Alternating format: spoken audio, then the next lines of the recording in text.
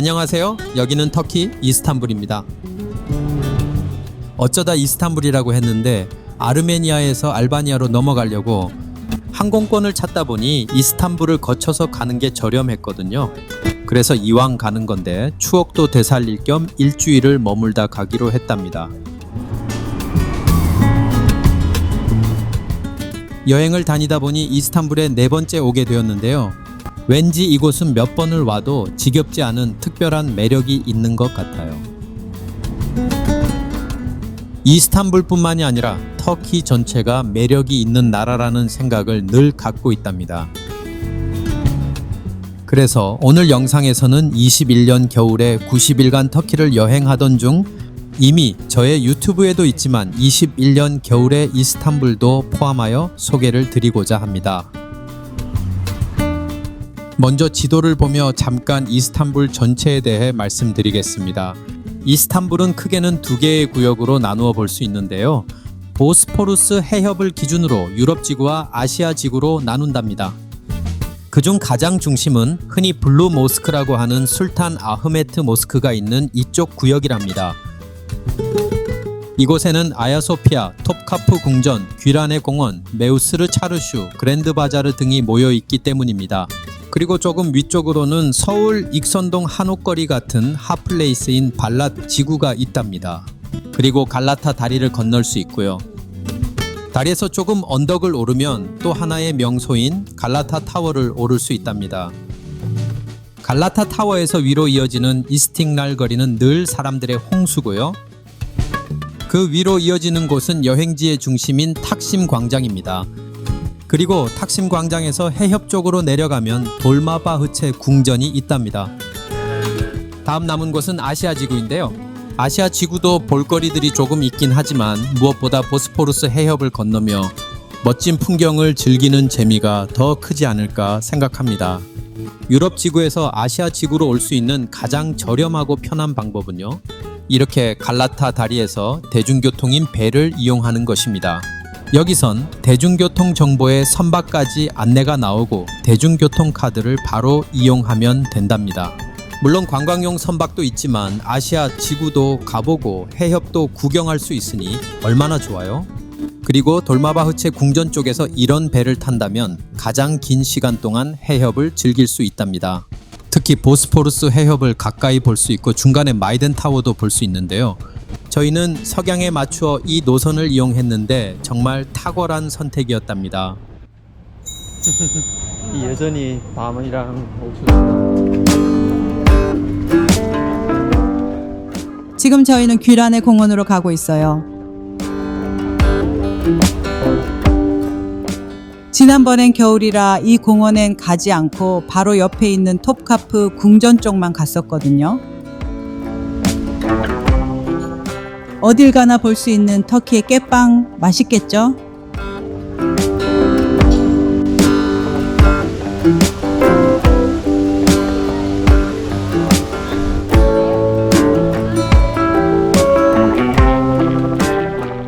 휠하네라는 이름은 장미 정원을 뜻하는데요. 이스탄불에서 가장 오래되고 아름다운 공원 중 하나로 옛 오스만 제국의 톱카프 궁전 정원 일부였답니다.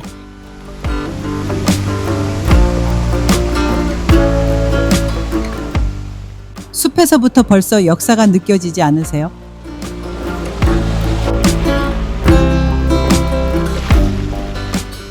입구에 이런 특별한 것이 있어 유심히 보니 왼쪽에는 터키어, 오른쪽에는 영어로 귀란의 공원에 오신 것을 환영합니다 라는 글귀가 새겨져 있네요.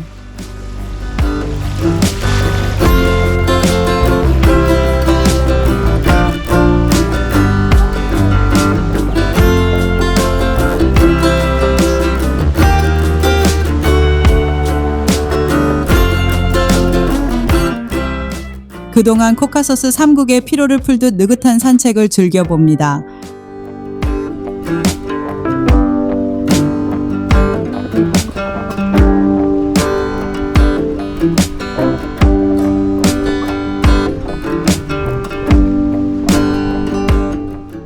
산책하던 중 오른쪽에 박물관 같은 게 있어 가까이 가보는데요. 이 굴은 귀란의 사르누지라는 곳입니다.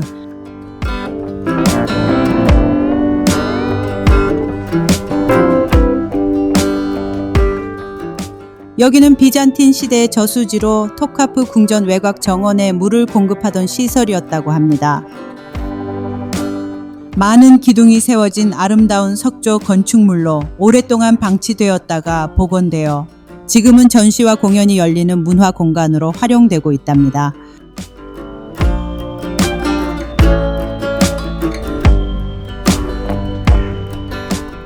산책하는 내내 참 잘 가꾸었네 라는 말이 자꾸만 맴돌게 됩니다.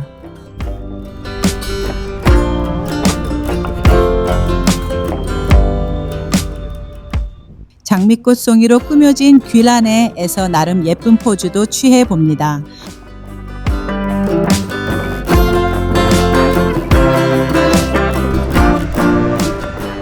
이렇게 후문 쪽으로 나가면 보스포루스 해협의 풍경을 만날 수 있답니다.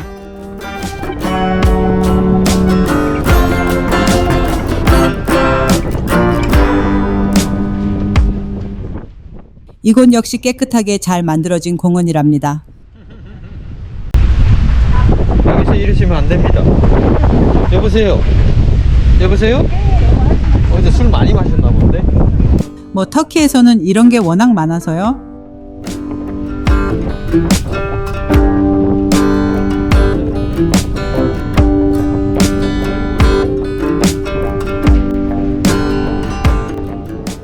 댕댕이랑 장난도 쳐보고 이것저것 구경도 하며 바닷가에 도착했습니다.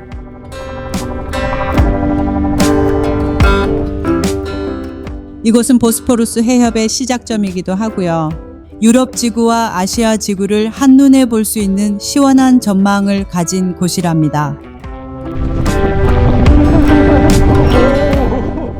아니, 이게 몇 마리죠?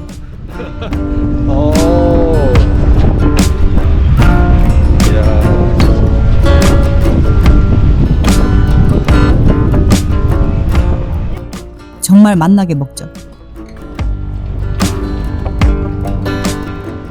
갈라타 다리에서만 낚시를 하는 줄 알았는데 여기도 명당이네요. 멀리 보스포루스 대교와 함께 풍경을 즐기는데도 명당기고요. 안녕하세요. 안녕하세요. 코리아. 아이들과 한바탕 인사로 공원 산책을 마무리해 봅니다. 다음은 21년 겨울 여행 중 톱카프 궁전과 아야 소피아 모스크에 대한 이야기입니다.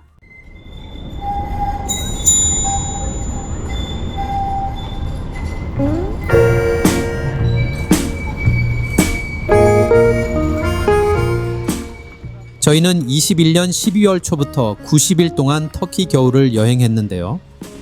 전체 코스는 북쪽 끝 흑해가 있는 트라부존까지 한 바퀴를 도는 일정이었습니다. 그중 오늘은 이스탄불에 대한 이야기들이고요. 여기는 조금 전 보셨던 귀란의 공원과 접한 톱카프 궁전으로 가는 길이랍니다.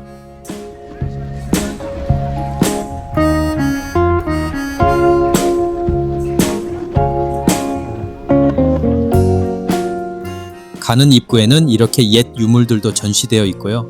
입구로 들어가면 넓은 공원이 나온답니다. 공원에서 왼쪽으로는 궁전이 있고 오른쪽으로는 아야 소피아 모스크로 갈 수 있습니다. 저희는 먼저 궁전 쪽으로 가는데요. 궁전 내부는 보지 않고 입구까지만 갔다가 아야 소피아로 나가려고 합니다.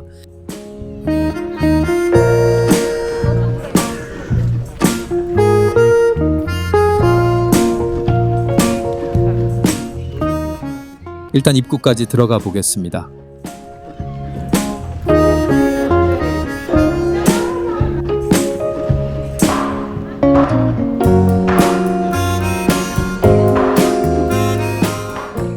이렇게 넓은 안뜰과 함께 궁전이 있네요.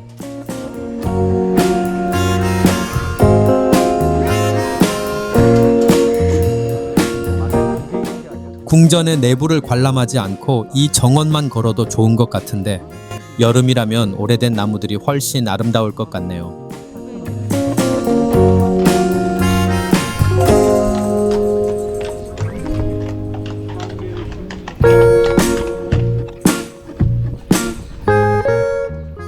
오른쪽으로 보이는 건물은 박물관이고요.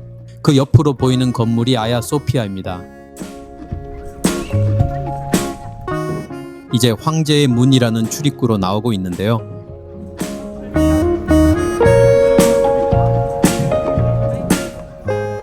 오른쪽으로는 아야 소피아의 뒷모습을 볼 수 있고 왼쪽에는 이렇게 예쁜 분수대를 볼 수 있답니다. 이것은 술탄 아흐메트 3세 분수인데요. 오스만 제국 시대의 대표적인 공공 분수이자 튤립 시대를 상징하는 건축물입니다. 각면에 음수대가 있으며 실제로 한때 내부에는 직원이 있어 철창 너머로 물이나 셔벗을 무료로 제공했다고 합니다. 오스만 건축의 전통적 요소와 동시대 유럽 양식이 융합된 형태라는데 너무 예뻐서 몇 번을 돌아보게 됩니다.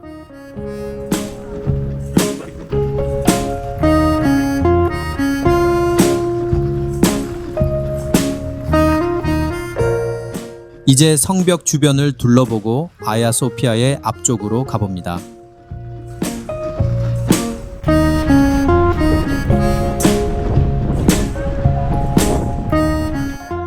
오늘은 맑은 날 아야 소피아 앞에 왔습니다.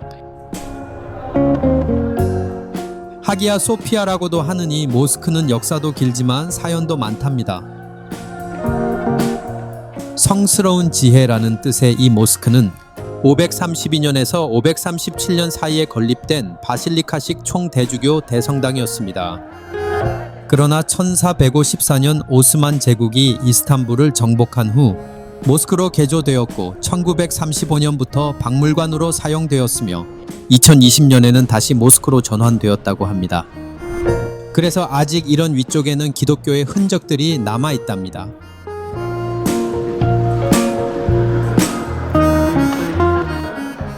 안으로 들어서면 이곳이 이슬람 모스크라는 것을 실감할 수 있는데요. 한번 천천히 감상해 보겠습니다.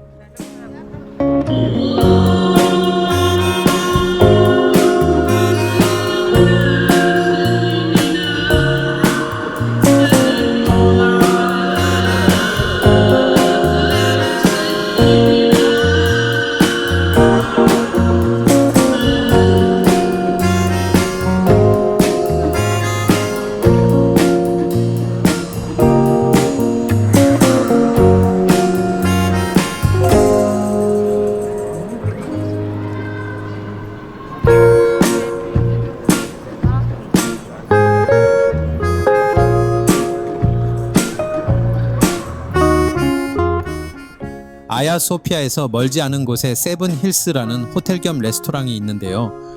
이 호텔의 루프탑에서 멋진 뷰를 감상할 수 있어 소개해드릴까 합니다.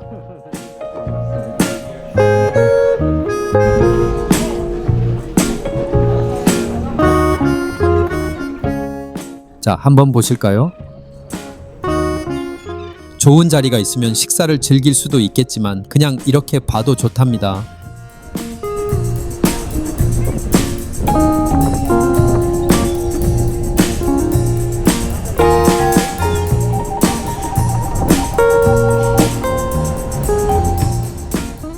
다음은 또 다른 곳에서 멋진 뷰를 볼 수 있는 곳인데요. 현재는 이 카페가 없어졌는지 지도에는 나타나지 않네요.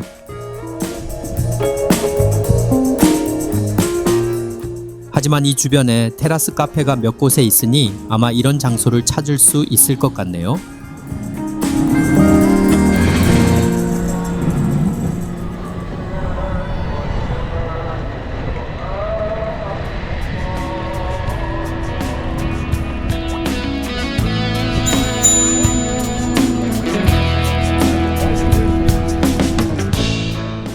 다시 여름 풍경이고요. 여기는 아야 소피아와 블루모스크 사이에 있는 술탄 아흐메트 공원입니다.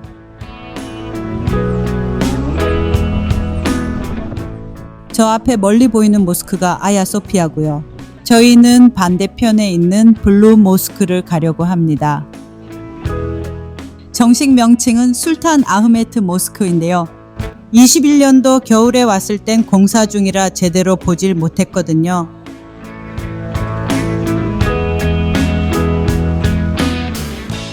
(17세기) 오스만 제국의 술탄 아흐메트 1세가 건설한 걸작이라는데요. 자, 일단 안으로 들어가 보실까요?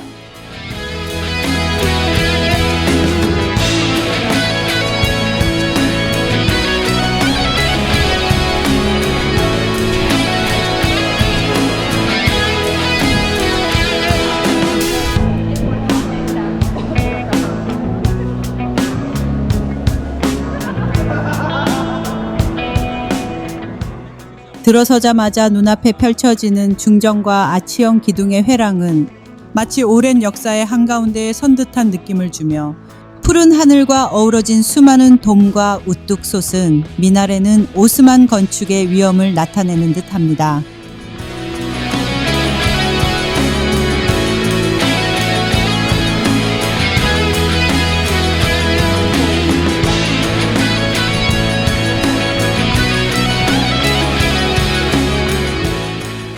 이렇게 보노라면 왜 술탄 아흐메트 모스크가 오스만 건축의 정점을 보여주는 대표적인 유산인지 알 수 있을 것 같네요.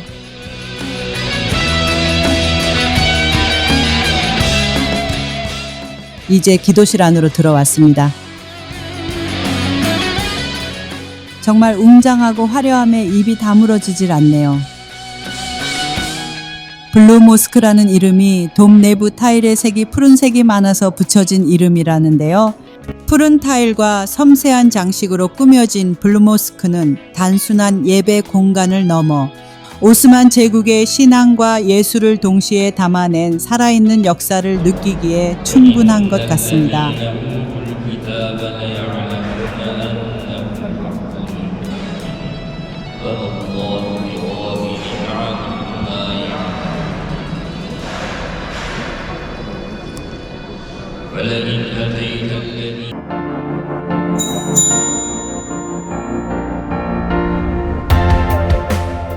다시 21년 겨울 풍경인데요. 당시에는 숙소가 아시아 지구에 있어 카디쿄이라는 항구를 이용해 유럽 지구 카라쿄이로 다녔습니다.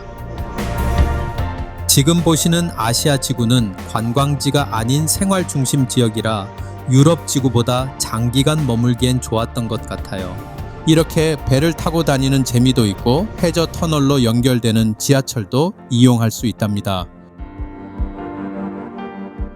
이스탄불의 겨울은 평균 8도 정도라 우리나라만큼 춥지 않아서 조금만 따뜻하게 입으면 이렇게 배를 타고 다녀도 괜찮답니다.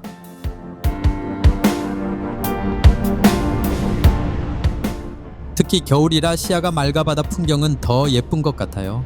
물론 날씨에 따라 다르긴 하지만 여름 풍경과 비교하면 차이를 느끼실 수 있겠죠?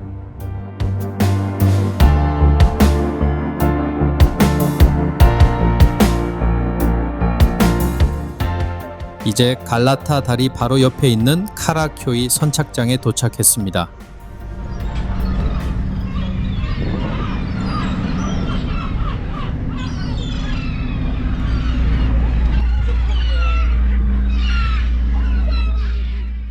언제나 반겨주는 갈매기들의 환영 인사를 받으며 오늘은 갈라타 다리를 걸어서 그랜드 바자르 구경을 하려고 합니다.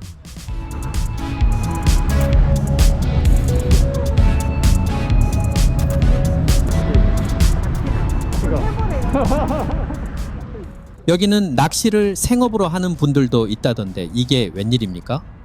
갑자기 저보고 낚시를 해보라고 하시는데 전 솜씨가 없나 보네요. 아무튼 갑작스런 제의에 낚시 체험도 해봤네요.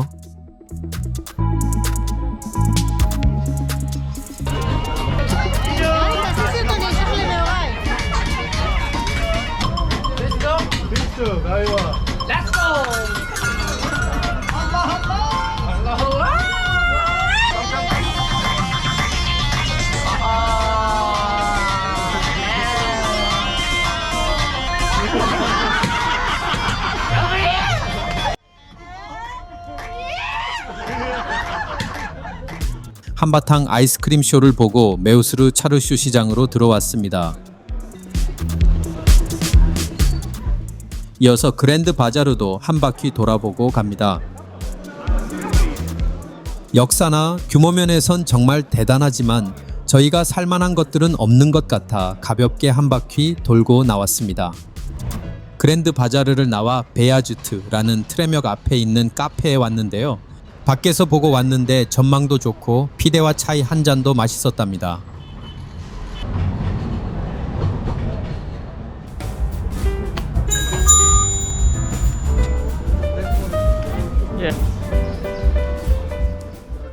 여기는 서울 익선동 한옥거리 같은 발라지구인데요.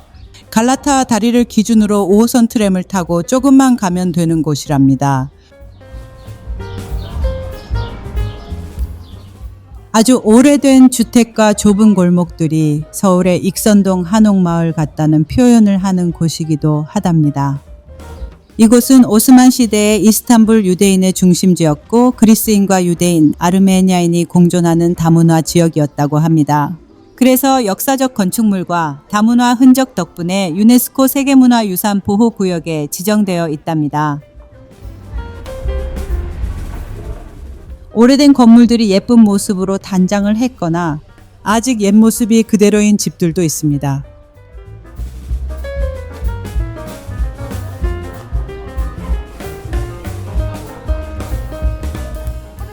조금 가파른 뒷골목으로 가면 오래된 주택들이 보물처럼 숨겨져 있기도 하고 알록달록 꾸며 손님들을 유혹하기도 하네요.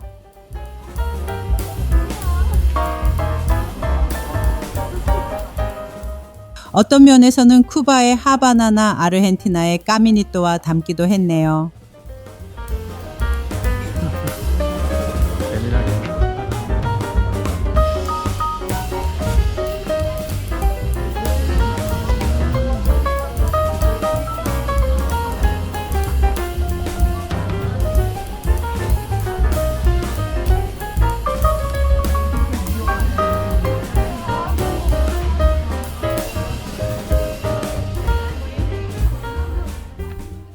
과거와 현재가 공존하는 곳, 사람들이 올 수밖에 없는 매력이 있어 보입니다.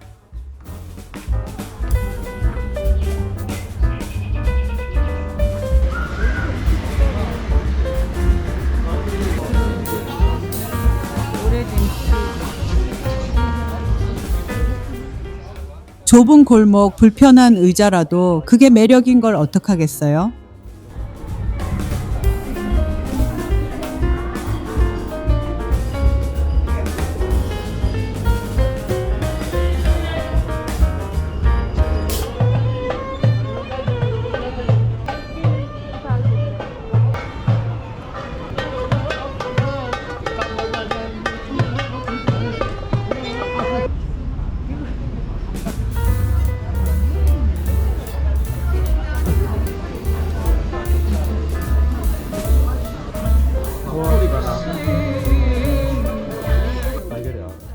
나이 든 사람에게는 추억을, 젊은 이들에게는 신비로움을 주는 곳이기에 작은 동네는 늘 바쁘기만 하답니다.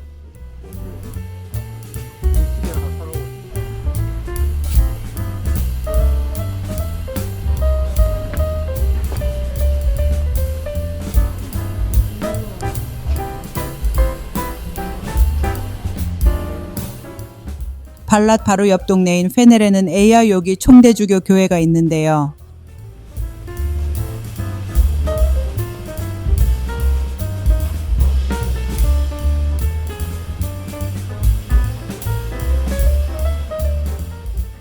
이스탄불 그리스 정교회의 총대주교청으로 많은 방문객들이 찾는 곳이랍니다.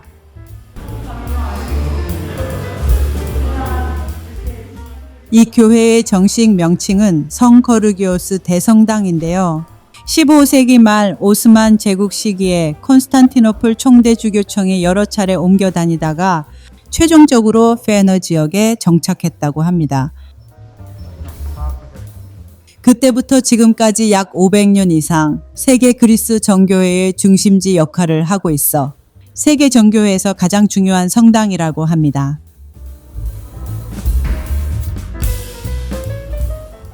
외관은 소박한 오스만 시대 건물 스타일이지만 내부는 화려한 비잔틴 양식의 성화와 아이콘, 금빛 장식으로 꾸며져 있답니다.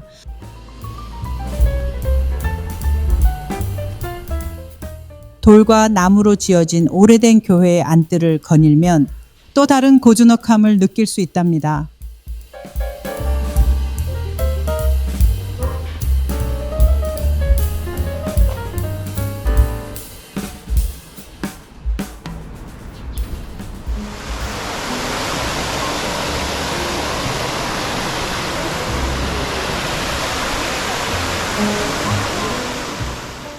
발랏에서 골든혼을 달아 5호선 트램을 타고 에욤술탄 텔레페릭 역에 내리면요.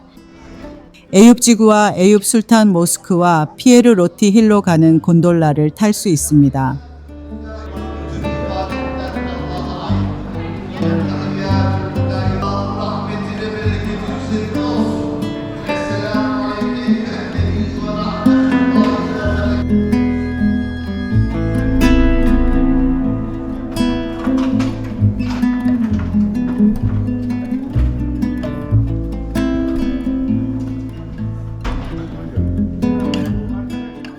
에윳 술탄 모스크는 터키에서 가장 오래되고 신성한 모스크라고 합니다. 특히 이곳에는 술탄의 영묘가 있고 바로 옆 공동묘지에는 중요한 사람들의 무덤이 있어 더 많은 무슬림을 끌어들인다고 합니다.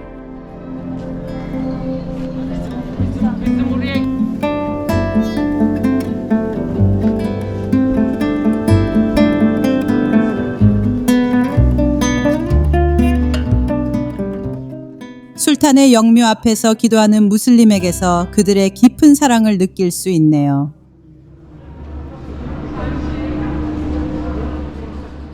여기는 피에르 로티로 가는 곤돌라 탑승장인데요. 이 곤돌라는 대중교통 카드인 이스탄불 카드를 그대로 사용할 수 있답니다.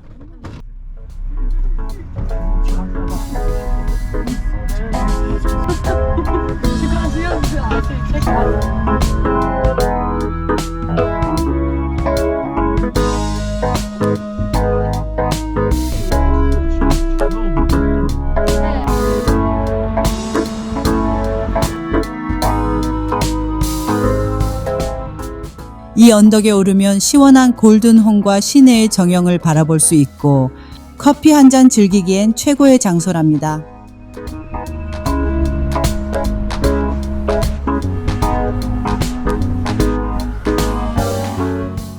사실 알고 보면 이곳은 공동묘지 바로 위에 있는데요. 멋진 뷰포인트이기도 하고 뒤에는 호텔도 있답니다. 이런 곳을 돌아보니 죽음도 삶의 하나가 아닐까 하는 생각이 들기도 하네요.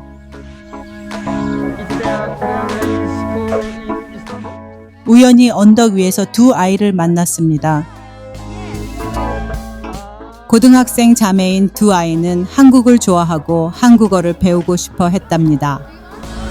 아래에 내려와서 함께 아이스크림을 먹으며 한참 수다를 떨었네요.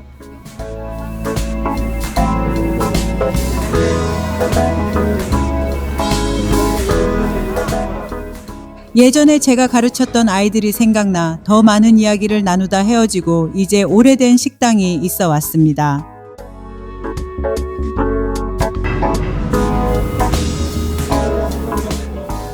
한국으로 돌아가면 아쉬울 것 같은 음식과 차이를 즐기고 며칠 남지 않은 터키의 밤을 맞이합니다.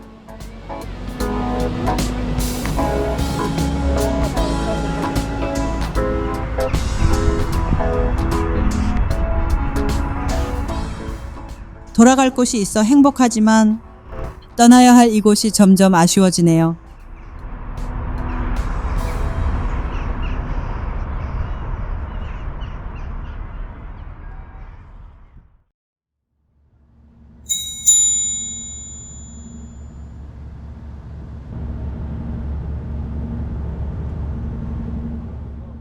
이 부분은 90일간의 터키 여행의 초반부임을 참고하시고 봐주세요.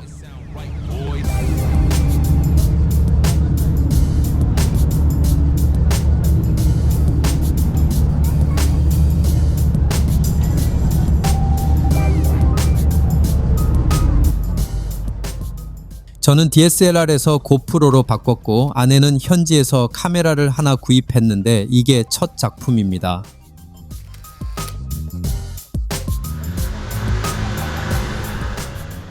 지금은 예쁜 첫 작품에 즐거워하는 아내와 갈라타 타워로 가고 있답니다. 그런데 지금도 세계 여행을 하며 치솟는 물가에 많이 놀라기도 하는데요. 21년 12월 당시 10,000원 정도 하던 티켓 값이 현재는 약 50,000원 정도 한다고 합니다. 현지 시장 물가는 한국보다 많이 저렴하긴 하지만 이런 입장료는 현지 물가에 비해 너무 많이 오른 것 같아요. 엘리베이터에서 내리면 예쁜 창을 통해 볼 수 있고요.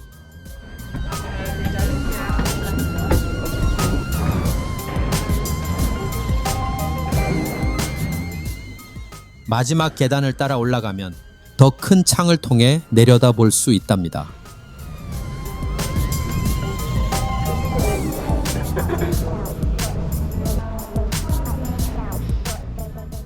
또 실내에는 이스탄불의 전체적인 모습을 입체적으로 만들어 두었답니다.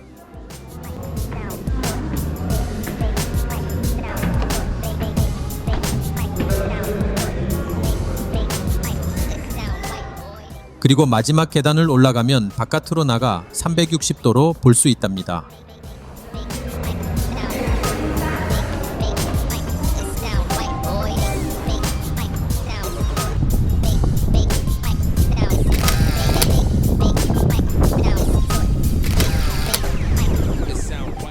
붉은 지붕과 골든혼 그리고 멀리 구시가지가 시원하게 파노라마로 펼쳐집니다.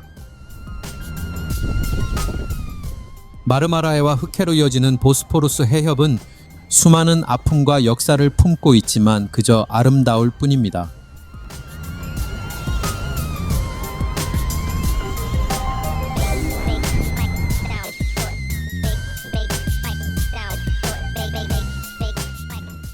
아름다운 이스탄불의 풍경을 뒤로하고 중간중간 전시물과 체험장을 지나 계단으로 내려갑니다.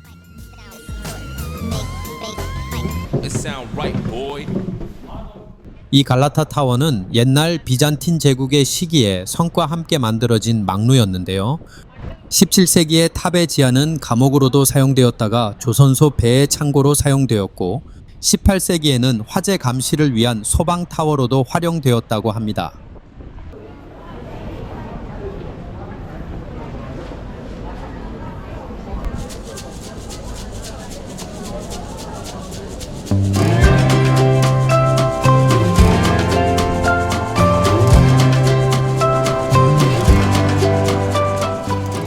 갈라타 타워와 탁심 광장까지 이어지는 이스틱랄 거리는 먹거리, 즐길 거리, 먹거리로 가득하여 많은 사람들이 찾는 장소입니다.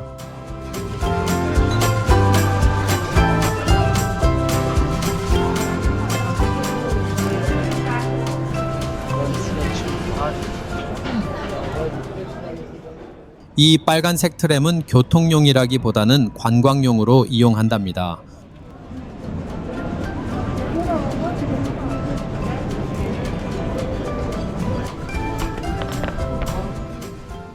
여기는 점심을 먹으러 들어왔는데요.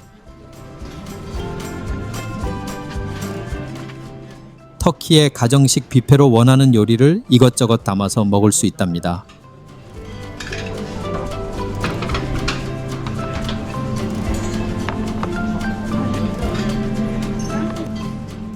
값도 싸고 다양한 터키 전통의 맛을 즐길 수 있어 좋은 곳이랍니다.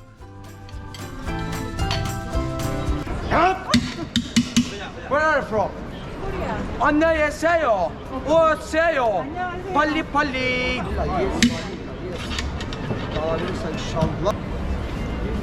Diyorum beni diğer diyor. Yok.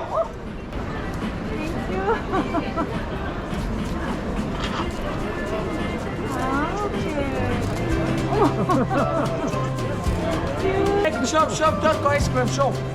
오세요 빨리. 그랜드 바자르에 갈 때는 보기만 했는데 이곳에선 직접 체험을 해보네요.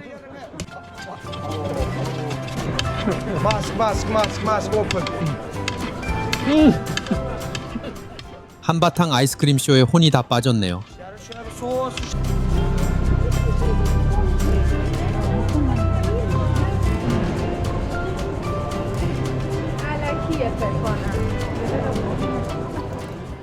이스틱랄 거리는 정말 한가득 자루를 풀어놓은 듯 늘 사람들로 홍수랍니다.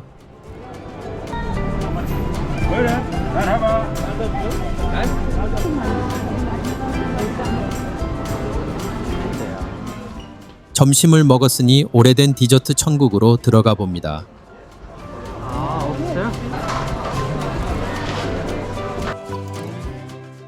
쓴 커피 한 잔과 달달한 바클라바로 피로를 풀어봅니다. 이제 탁심 광장을 거쳐 돌마바흐체 궁전이 있는 곳으로 갑니다.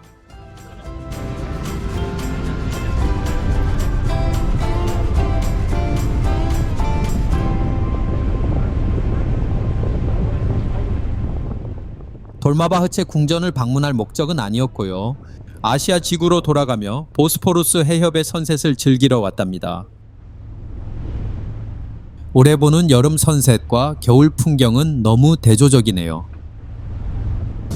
예쁜 선셋을 함께 감상하며 오늘 영상은 여기서 마무리하겠습니다.